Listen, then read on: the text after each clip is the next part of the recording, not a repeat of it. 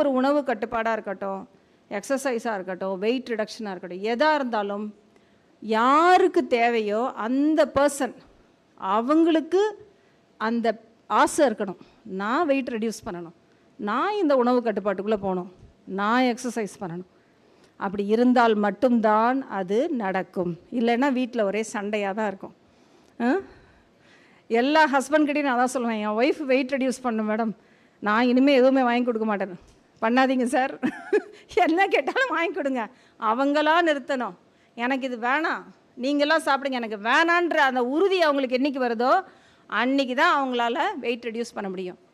ஏன்னா ஒரு மனுஷனுக்கு ரொம்ப மனசு துக்கப்படுத்தக்கூடிய ஒரு விஷயம் என்னென்னா, யாரையாவது ஒருத்தர் இதை சாப்பிடாதுன்னு சொன்னாங்கன்னு வச்சுக்கோங்க, நம்ம சாப்பிட்ற எடுக்கிறப்ப மனசு ரொம்ப கஷ்டமாக இருக்கும்.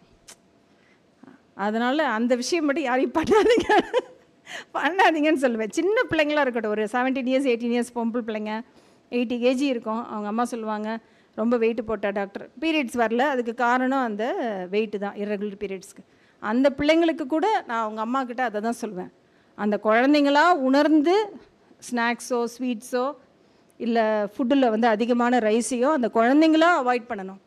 நீங்கள் பாப்பா என்ன கேட்டாலும் நீங்கள் அதை செய்யுங்க. நீங்கள் கண்ட்ரோலில் உங்கள் கையில் இருக்கக்கூடாது, கண்ட்ரோல் அது அவகிட்ட இருக்கணும், அவள் மைண்டில் இருக்கணும் அந்த கண்ட்ரோல். அப்போ தான் அது நடக்கும். இல்லைன்னா 4 நாள் கூட நம்ம போய் வாங்குறதுக்கு எங்கம்மா, எங்கே பார்த்தாலும் கடை இருக்குது, அதை தவிர மொபைலில் தட்டினாலே எல்லாம் வந்து இறங்கிடும். அம்மா அந்த பக்கம் போனால் இந்த பக்கம் தட்டினா வந்துட்டு போகுது, என்ன ஸ்நாக்ஸ் வேணுமோ எல்லாம் வந்துட்டு போகுது.